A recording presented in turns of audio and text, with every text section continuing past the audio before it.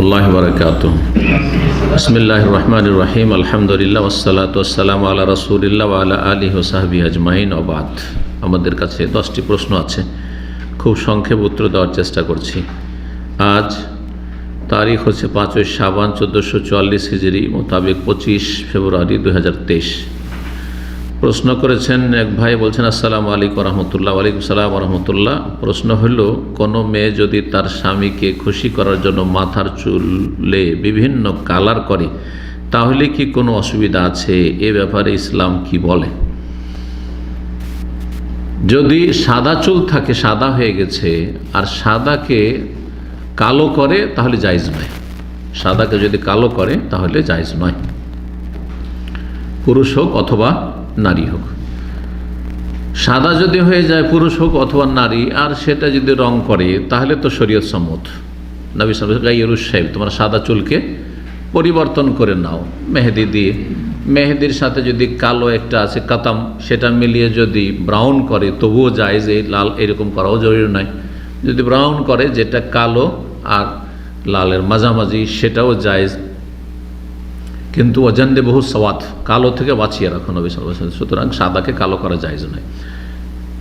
বাকি থাকলো যে ফ্যাশনের কালার, তার মানে কালো এত সুন্দর চুলকে এক শ্রেণী মুসলিম মহিলারা ইউরোপিয়ান, আমেরিকান, শ্বেতাঙ্গ, গোরা, সাদা চামড়াওয়ালা সাজার জন্য এই যে লাল করে বা বিভিন্ন কালার করে, বরং এক মাথাতে কয়েক রকমের কালার করে অনেকে। এটি জায়েজ কিনা? কিছু ওলামারা বলছেন যে স্বামীকে খুশি করার জন্য জায়েজ, কিন্তু আমার এই ফতোয়াতে আপত্তি আছে। আমি ব্যক্তিগত যতটুকু অল্পই বুঝি তাতে বুঝি যে এটি আপনার নিয়তের উপর নির্ভর করছে। অধিকাংশ মহিলারা যারা এরকম ফ্যাশনগুলি করে, যেগুলি অপছন্দনীয় ফ্যাশন, এত সুন্দর, কালোর চাইতে ভালো কিছু লাগে? কালো চুল আল্লাহর প্রাকৃতিক, আল্লাহর দেওয়া চুল। যাদের কালো চুল না, একটু কটা চুল রঙিন, তাদের মানে একটা যেন মনে একটা কষ্ট যে আমার চুলগুলো কালো না, তাই না? কালো চুল দেখতে কত সুন্দর, কালো দাড়ি দেখতে কত সুন্দর। তো এই কালোকে কেন রং করছে? এমন রং, যেই রংটি হচ্ছে সাদা চামড়াওয়ালা খ্রিস্টানদের, পশ্চিমাদের, ইউরোপ আর আমেরিকায় যারা বসবাস করে সাদা চামড়াওয়ালা, তাদের রঙে কেন রঞ্জিত করছে? এটা নিয়ত নির্ভর করছে। অধিকাংশ মহিলাদের নিয়ত হচ্ছে যে ওদের কাফেরদের চুলগুলি, কাফের মহিলাদের চুলগুলি দেখতে বেশি ভালো লাগছে আমাদেরকে। সাদা চামড়াওয়ালা মহিলাদের দেখতে চুল ভালো লাগছে, কারণ তার আমাদের চাইতে বেশি উন্নত দেশের ভদ্র মহিলা, যার ফলে কাফেরদের জানতে হোক আর অজান্তে হোক, ইচ্ছাকৃত হোক আর অনিচ্ছাকৃত হোক, মানসিক গোলামিতে লিপ্ত, হীনমন্যতায় লিপ্ত, যে আমরা দুর্বল, আমরা গরিব, আমরা অনুন্নত, আমরা উন্নয়নশীলের দেশে মানুষ, সুতরাং আমরা মুসলিম হইল, ইসলাম দিয়ে তার কোনো গর্ব নেই, হীনমন্যতায় ভুগছে।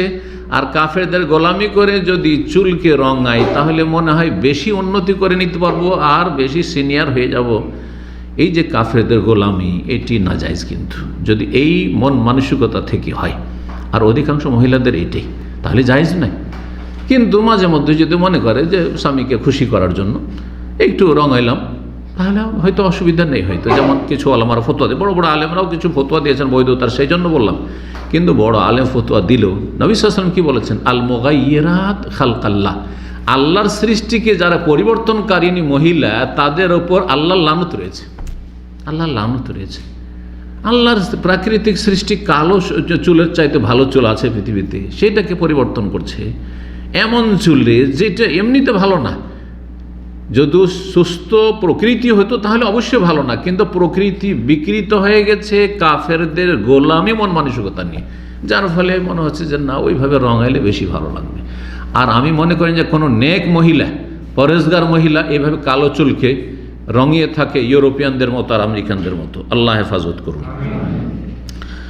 2 নম্বর প্রশ্ন, বলছেন আসসালামু আলাইকুম শেখ। ওয়ালাইকুম আসসালাম রহমতুল্লাহ। প্রশ্ন হলো, জানাজার নামাজে কি পায়ের সঙ্গে পা মিলাতে হবে? যে কোনো নামাজ হোক, ফরজ হোক, নফল হোক, জানাজা হোক, পায়ের সাথে পা মিলানো সুন্নাত।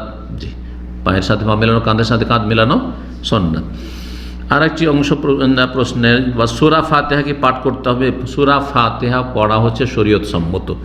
সুন্নাত না ফরজ, এতে কোরআন সুন্নাহর আলেমদের দ্বিমত রয়েছে। একদল বলছেন যে জানাজাতেও সূরা ফাতিহা পড়া ফরজ, ওয়াজিব। কিন্তু শাইখুল ইসলাম ইবনে তাইমিয়া রাহিমাহুল্লাহ আগামী সপ্তাহের দার্সে জাদুল মাদি আসবে, ইবনে তাইমিয়া রাহিমাহুল্লাহ বলছেন যে জানাজার সালাতে সূরা ফাতিহা পড়া সুন্নাত, ওয়াজিব নয়, ফরজ নয়। পক্ষান্তরে অন্য নামাজে জানাজা ছাড়া তাতে ফরজ। জি, এই পার্থক্য করেছেন, সেটাও মেনে নেওয়া যেতে পারে। কিন্তু জানাজায় সূরা ফাতিহাই পড়বেন না, এটি শরীয়ত সম্মত নয়। এটা হানাফি মাযহাবে প্রচলিত কি সানা, যার কোনো প্রমাণ নাই সেটা পড়ে, আর সূরা ফাতিহার প্রমাণ ইবনে আব্বাস থেকে সাহাবা থেকে বর্ণনা রয়েছে, সেই হাদিস অনুযায়ী আমল করেন না।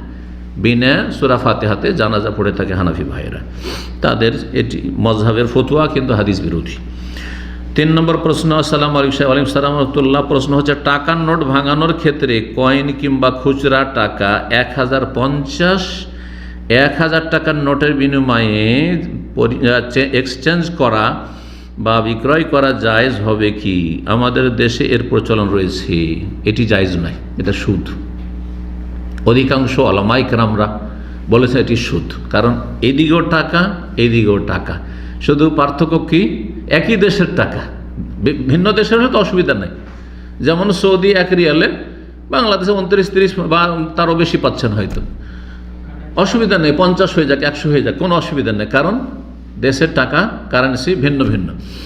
কিন্তু একই দেশের টাকা রিয়াল, এইদিকে নোট 500 টাকার নোট ভাঙতি করবেন, 50-50 খুচরো নেবেন বা 10-10 খুচরো নেবেন, সুতরাং আপনাকে 500 টাকার জায়গায় কি করতে হবে, 550 টাকা দিবেন বা 10 টাকা দেবেন, তখন 500 টাকা পাবেন। এই যে কম বেশি, এটি সুদ, কারণ দুই দিকে একই জিনিস। যেন স্বর্ণের বদলে পুরানো হোক আর নতুন হোক, 1 ভরি দিয়ে 1 ভরি 10 গ্রাম বা 2 গ্রাম 3 গ্রাম নেওয়া জায়েজ নাই।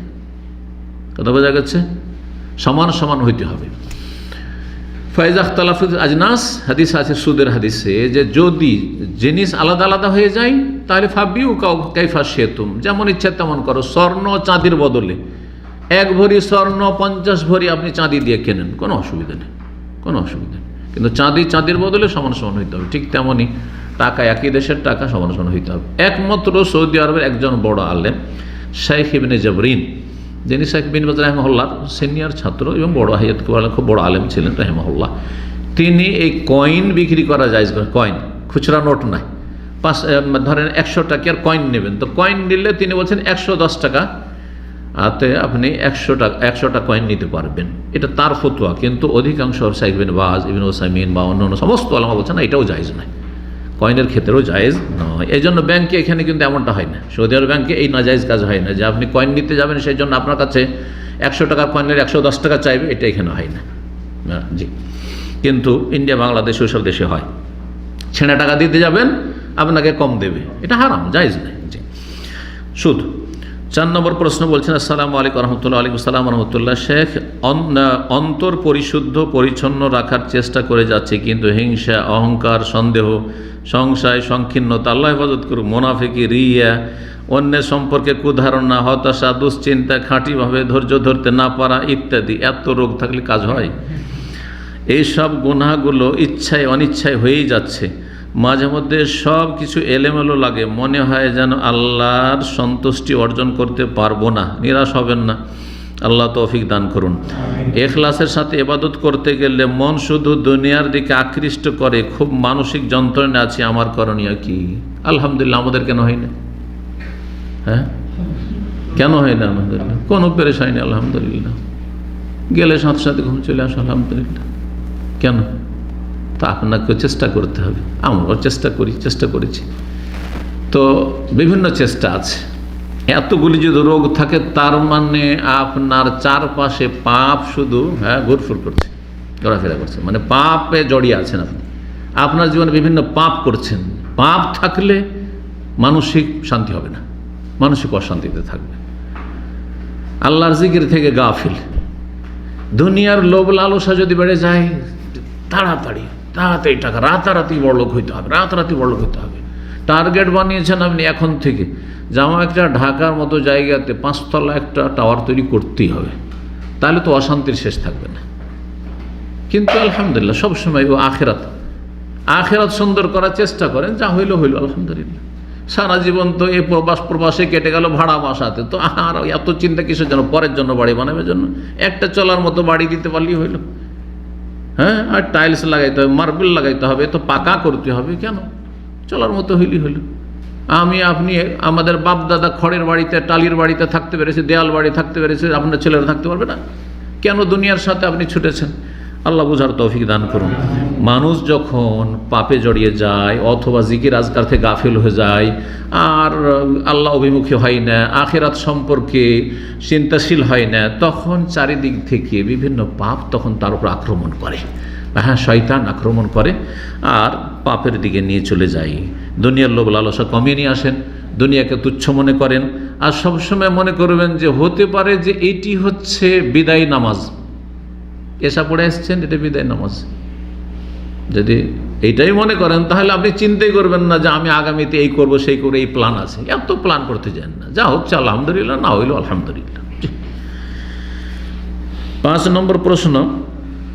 আসসালামু আলাইকুম রহমতুল্লাহ। ওয়ালাইকুম আসসালাম রহমতুল্লাহ। শেখ, অনেকে বলে টাকা গুনে নেওয়া আর গুনে দেওয়া সুন্নাত, এ বিষয়ে কোনো হাদিস আছে? টাকা গুনে নেওয়া, গুনে দেওয়া সুন্নাত। যদি ধার কর্জা দেন তাহলে তো গনে নিতে হবে, সুন্নাত কেন? ওয়াজিব। আপনি না গনে পকেট থেকে এমনি বের করে ধার দিয়ে দিবেন। আপনি কতটা ধার দিলেন তা তো জানি না, যা ছিল পকেট থেকে বের করে দিয়ে দিলাম নাকি? অবশ্যই ফরজ, এটা তো সুন্নতই না। কিন্তু এমনি কাউকে দান করছেন, দান করার ক্ষেত্রে টাকা গনে দেওয়া সুন্নাত না, এটি বেদাত। যদি আপনি গয়নে দেন তাও দিতে পারেন, আর যদি না গয়নে দিতেই হবে দান করলেও, যে 5 রিয়াল দিলাম না 10 রিয়াল, তাহলে এটা বেদাতি আকীদা। দান করার সময় আপনি না দেখেও দিতে পারেন, যা উঠবে তাই দিয়ে দেবো, অসুবিধা আছে নাকি? আমি বাড়ি থেকে ধরেন চাউল দান করবেন, তো ওজন করে দিতে হবে যে 1 কিলো দান করবেন, 2 কিলো উঠাইলেন আর দিয়ে দিলেন উঠিয়ে, অসুবিধা আছে নাকি? ঠিক ওই রকমই। কিন্তু কাউকে যখন চাউল ধার দেবেন, কারো কাছে যখন বিক্রি করবেন, তো মেপে দিতে হবে না? ঠিক ওই রকমই যখন ধার দেবেন, কাউকে পেমেন্ট করছেন, কারো হক আদায় করছেন ইত্যাদি, তখন অবশ্যই গনে দিতে হবে, ওজন করে দিতে হবে। 6 নম্বর প্রশ্ন বলছেন, আসসালামু আলাইকুম রহমতুল্লাহ। আলাইকুম আসসালাম রহমতুল্লাহ। আমার পিতা আমার মায়ের সাথে খালি ঝগড়া করে, এখন আমি কি করব? আর পিতার উদ্দেশ্যে কিছু নসিহা করুন। আপনি কেন তারা ঝগড়া করে বিষয়টি বোঝার চেষ্টা করবেন, এক পক্ষ নেবেন না অন্ধভাবে, আর তারপরে দুইজনকেই বুঝাবার চেষ্টা করবেন। আপনার মায়ের যেমন হক রয়েছে তেমন বাবারও হক রয়েছে। মায়ের পক্ষ নিয়ে বাপের সাথে বেয়াদবি করবেন না, আর বাপের পক্ষ নিয়ে মায়ের সাথে দুর্ব্যবহার করবেন না। হ্যাঁ, অনেক সময় দেখা যাচ্ছে যে আপনার বাপ হয়তো খারাপ আচরণ করছে, রিয়াকশনে আপনার মাও কম না, ওর জবান থামতে চায় না, কিন্তু প্রত্যেক কথার উত্তর, প্রত্যেক কথাতে স্বামীকে শোকজ করতে হবে। তোমার বাপকে কেন এই দিলে, তো তোমার ভাইকে কেন এই দিলে, তো তোমার এই কে কেন ওইটা দিবে। বেতন নেওয়ার পর, আমি জানি আমার বন্ধু বান্ধব বেশ কিছু আলেম ছিল, বেতন নেওয়ার পরে পুরোটা দখল বসাবে ওর স্ত্রী। আর প্রত্যেক মাসে আমাকে বলতো একজন মাদানী ভাই বলতো, আমার সাথে কলিগ একসময় শিক্ষকতা করেছে এখানকার আগে, বলছে শেখ আমার বাবা মা বৃদ্ধ হয়ে গেছে, তাদেরকে আমি টাকা দিব, তো টাকা দিলে 3 দিন আমার সাথে আমার স্ত্রী কথাই বলবে না, কথা বন্ধ। যেদিন টাকা দিলাম সেদিন কথা বন্ধ করে দিলাম। তাহলে অবশ্যই সে খারাপ আচরণ হকদার। কী করে ভালো আচরণ পাবে স্বামীর কাছে? তুমি খাওয়ার মালিক, খাও, তোমাকে বাসা দিচ্ছে কিনা, বিছানা দিয়েছে কিনা, আর খাওয়া দাওয়া দিচ্ছে কিনা, আর তোমার পোশাক দিচ্ছে কিনা, ব্যাস এতটা একজন স্ত্রীর অধিকার। আর সেখানে আপনার টাকা পয়সা আর আপনার ইনকাম সোর্সের উপর দাপট চালাবে, এর অধিকার কোনো নারীর নেই। আল্লাহ বুঝার তৌফিক দান করুন। যে বিষয়টি এখানে বলবো, নসিহা করার কথা, নবী সাল্লাল্লাহু আলাইহি ওয়াসাল্লাম বলেছেন, খাইরুকুম লি আহলিহি, তোমাদের মধ্যে সবচেয়ে ভালো মানুষ যে স্ত্রীর কাছে ভালো। কিন্তু স্ত্রীটাকেও ভালো হইতে হবে। ভালো স্ত্রীর কাছে যদি ভালো হন তাহলে আপনি ভালো মানুষ, কারণ খারাপ স্ত্রীর কাছে কি করে আমি ভালো হব? বোঝা গেছে কিনা? তো আল্লাহ রাব্বুল আলামিন যেন সকলকে ভালো হওয়ার তৌফিক দান করেন। দুইজনকে নসিহা করবেন, কিন্তু আপনি কারোর সাথে বেয়াদবি করবেন না। আল্লাহ তাদেরকে ভয় করার তৌফিক দান করুন। এবং ওয়া আশিরুহুন্না বিল মারুফ, আল্লাহ কোরআনে বলছেন যে স্ত্রীদের সাথে সদাচরণ করো। এই আয়াতের উপর আমল করা আপনার বাবাকে আল্লাহ তৌফিক দান করুন, এবং আপনার মাকেও স্বামীর হক আদায়ের তৌফিক দান করুন। 7 নম্বর প্রশ্ন বলছেন, আসসালামু আলাইকুম আসসালাম রহমতুল্লাহ। বলছেন, আমি ইটালি থেকে বলছি, দয়া করে আমার প্রশ্নটা উত্তর দিয়েন। আমি একজন লোকের কাছে কিছু টাকা পাই, 1 বছর হয়ে গেছে, এই টাকার জাকাত কি আমাকে দিতে হবে? যদি তাকে আপনি টাকা দিয়ে রেখেছেন আর বলেছেন যখন ইচ্ছা তখন দিও, যখন ইচ্ছা তখন দিও, যখন তুমি পারবে তখন দিও, তাহলে আপনাকে যাকাত দিয়ে যেতে হবে, কারণ তাকে আপনি ইচ্ছা মতো টাকা ব্যবহার করতে দিয়েছেন। কিন্তু যদি আপনি টাকা ধার দিয়েছেন 6 মাসের জন্য আর হয়ে গেছে 1 বছর, হ্যাঁ, অথবা টাকা যে ধার দিয়েছেন ও দিবে না বোঝা যায় না, হাত ভারী, সচ্ছল হাত ভারী, অথবা অভাবী, 2 অবস্থায়, হয় অভাবী আর না হলে সচ্ছল কিন্তু হাত ভারী দিতে চাই না, এইরকম যদি হয় তাহলে আপনার টাকা উঠবে কিনা কোনো ঠিক নেই, আপনার উপর যাকাত ফরজ নেই।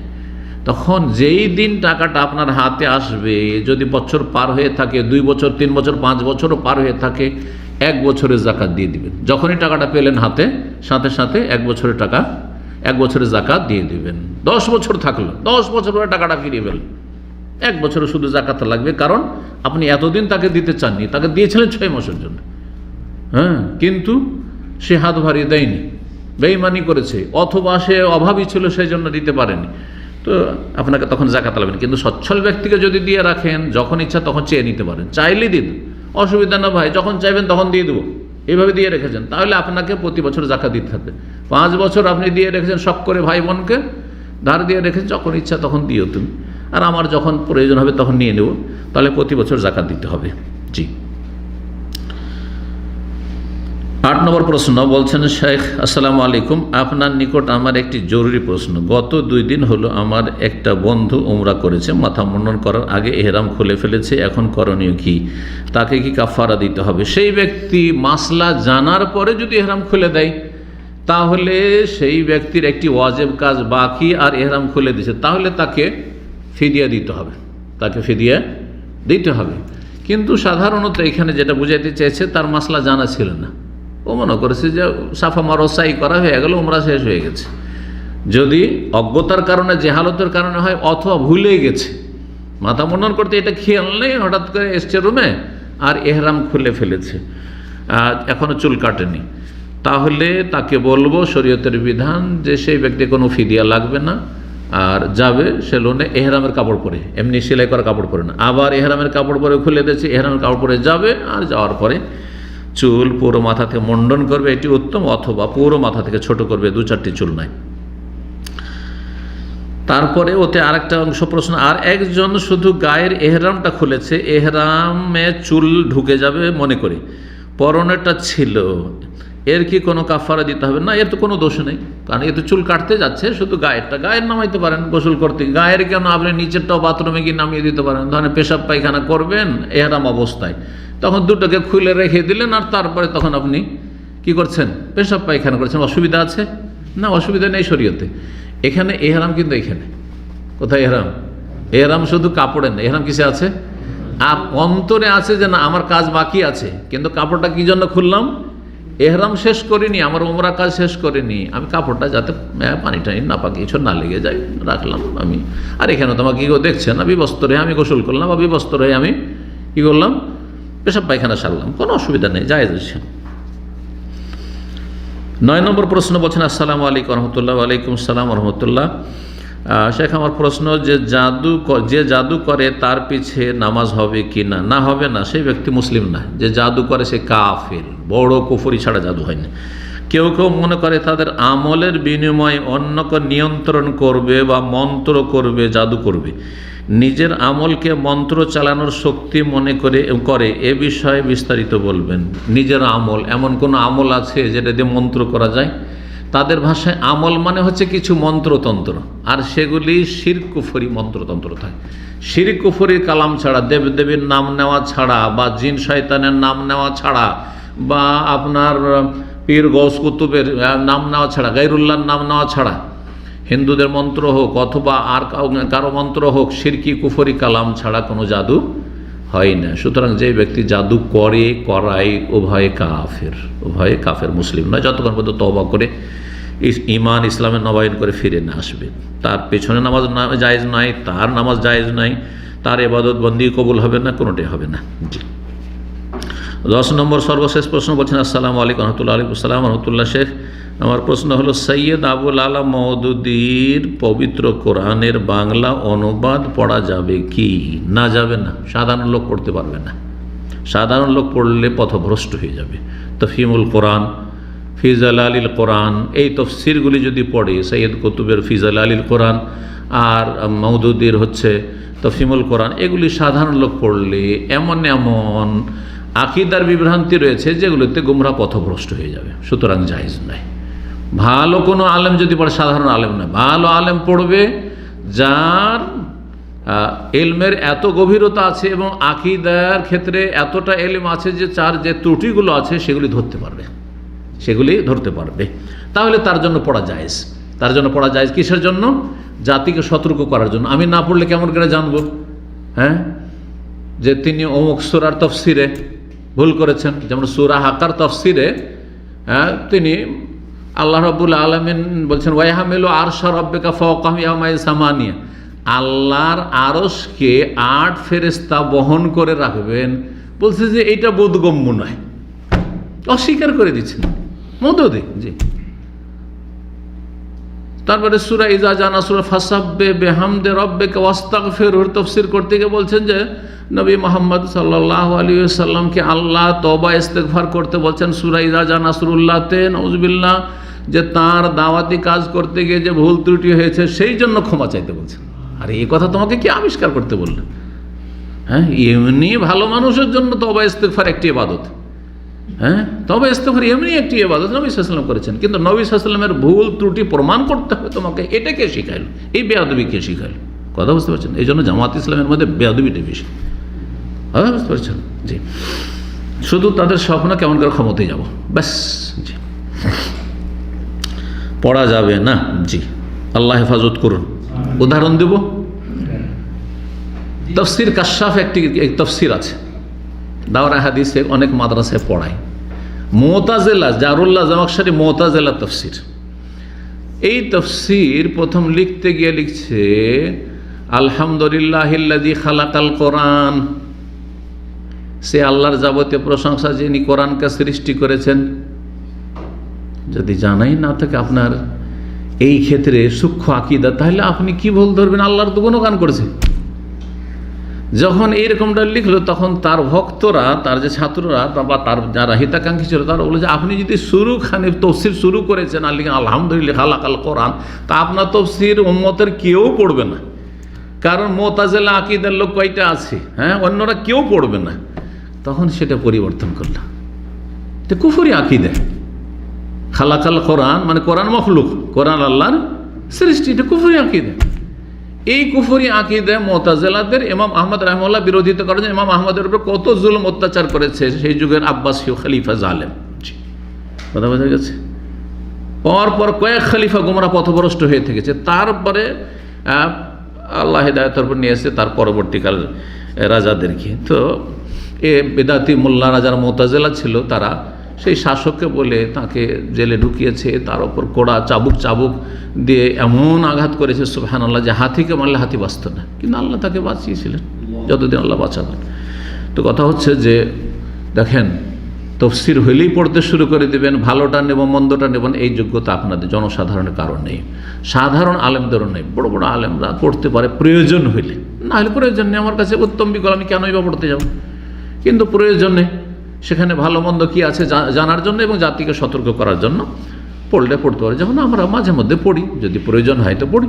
তবলিগ জামাতের কিতাবগুলি না পড়লে কেমন করে আপনাদের সামনে বক্তব্য করলাম? জামাত ইসলামের সবগুলি কিতাব পড়েছি, তাহলেই তো আপনাদের সামনে জামাত ইসলামের উপর 8টা-9টা বক্তব্য করতে পেরেছি। তো কথা হচ্ছে আমাদের জন্য পড়া ঠিক আছে, কিন্তু আপনাদের জন্য ফাজাইল আমল পড়া জায়েজ নয়, আমার জন্য জায়েজ আছে। আমি নিয়ামুল কোরআন পড়ে বলবো যে এতে শিরক কুফরি আছে, মকসুদুল মুমিন আপনাদের জন্য পড়া হারাম, কিন্তু আমার জন্য পড়া জায়েজ আছে, কারণ রদ করার জন্য, খণ্ডন করার জন্য, গুমরাহি থেকে আপনাদেরকে সতর্ক সাবধান করার জন্য। আল্লাহ তৌফিক দান করুন। জাযাকুমুল্লাহ খাইর। ওয়া সাল্লাল্লাহু সাল্লাম আলা নবিয়িনা মুহাম্মদ ওয়া আলা আলিহি ওয়া সাহবিহি আজমাইন।